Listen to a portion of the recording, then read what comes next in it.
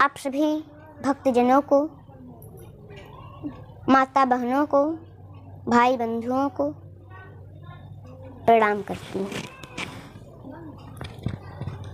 और आप सभी को रंग भरी होली की हार्दिक शुभकामनाएं देती हूँ। श्री कृष्णाय वासुदेवाय हरये परमात्मने प्रणतः क्लेशनाशाय गोविंदाय नमो नमः। और आप सभी देशवासियों का उत्थान हो, समाज का कल्याण हो, सभी सनातनियों का कल्याण हो और सभी लोग अच्छे से खुशी से रहें, प्रसन्न रहें, खुश रहें और प्रेम से जो भी त्योहार आते हैं सभी को मनाएं। ये मैं भगवान कृष्ण से बारंबार प्रार्थना करती हूँ। तो होली के दिन क्या करना चाहिए, कैसे रहना चाहिए, क्या करना चाहिए, ये हम आगे के वीडियो में बताएंगे। लेकिन सबसे पहले हम लोग ये जान लें कि ये होली कब से और क्यों मनाया जाता है। तो देखिए, जो हिरण्यकश्यपु था तो उसके पुत्र जो प्रहलाद थे तो बहुत भक्त थे, भगवान के बहुत बड़े भक्त थे। लेकिन हिरण्यकश्यपु बहुत दुष्ट था। प्रहलाद जी तो भगवान का बहुत भक्ति करते। हिरण्यकश्यपु ऐसा था कि वो नहीं चाहता था कि कोई भी नाम ले भगवान का, ऐसा था वो। प्रहलाद जी बहुत बड़े भक्त थे, इससे वो बहुत गुस्सा रहता था। सोचता था कि ये हमको कैसा पुत्र मिल गया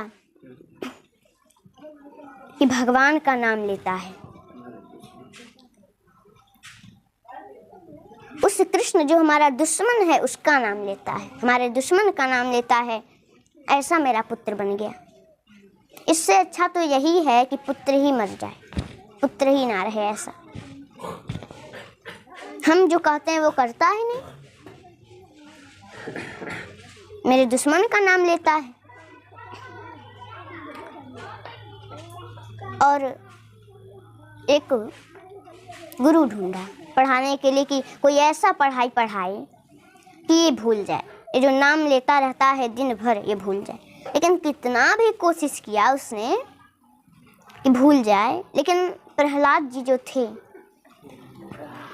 वो सिर्फ भगवान का ही नाम लेते, मंत्र जपते थे, ओम नमो भगवते वासुदेवाय, ऐसे मंत्र जपते थे।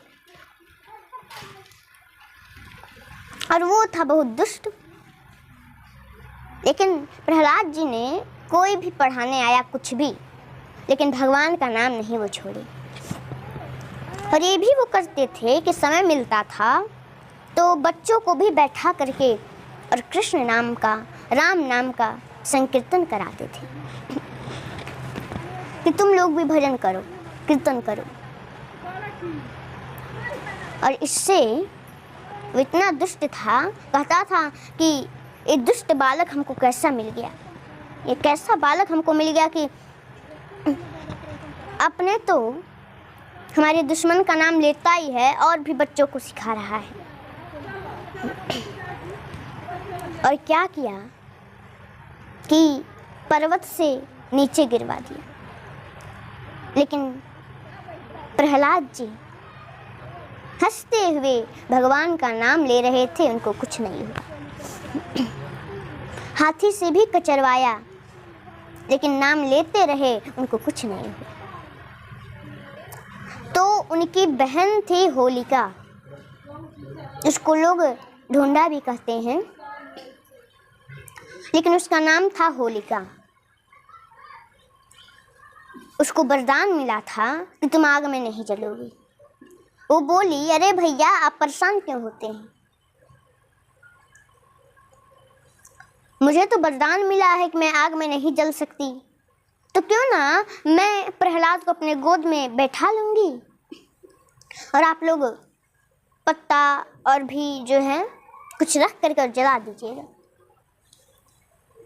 लकड़ी उकड़ी रख करके जलाइएगा, मैं तो जलने वाली नहीं, ये जल करके भस्म हो जाएगा, इसी में खत्म हो जाएगा। हुआ थी लेकिन ऐसा विचार, लेकिन सूर्य देव ने तो कहा था, ये बात का उसे ध्यान नहीं आया कि सूर्य देव ने कहा था कि एक चद्दर दिए थे कि ये चद्दर जब तक तुम लिए रहोगी तुम आग में नहीं जलोगी, लेकिन अगर किसी बुरे काम में, अधर्म के कार्य में इसका प्रयोग करोगी तो अच्छा नहीं होगा। तो इसीलिए क्या हुआ था कि वो अधर्म के कार्य में उसका प्रयोग करने जा रही थी, तो पवन देव आए और उस चद्दर को उड़ा ले गए और होलिका उसी में जलकर भस्म हो गई, राख हो गई। और प्रहलाद जी भगवान का नाम लेते रहे और जब आग खत्म हो गया तो बाहर चले। प्रहलाद जी भक्त थे तो कुछ नहीं हुआ।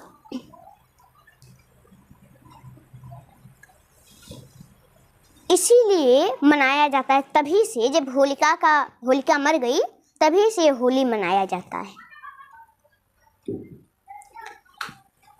और देखिए होली के दिन एक और बात मैं बता दूं, जो हमने कहा था कि होली के दिन क्या करना चाहिए, तो होली के दिन बहुत लोग घर पे मांस बनवाते हैं, मदिरा पान करते हैं, लेकिन ऐसा नहीं करना चाहिए।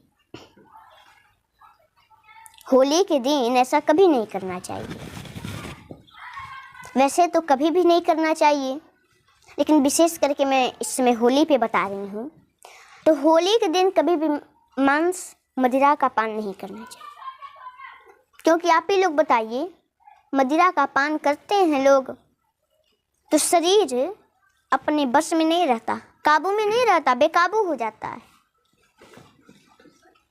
मोटरसाइकिल या कोई भी गाड़ी चलाते हैं, मान लीजिए एक्सीडेंट भी हो जाता है, कई लोग मर भी जाते हैं, बच्चे अनाथ हो जाते हैं, स्त्रियां विधवा हो जाती हैं और मदिरा पान करके कहीं जाते हैं तो झगड़ा भी कर लेते हैं।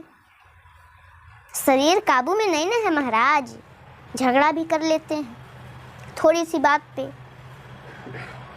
तो इसलिए होली के दिन मांस मदिरा का सेवन न करें, भगवान का नाम लें और अपने से जो बड़े हैं बड़ों का आदर पूर्वक उनको प्रणाम करें।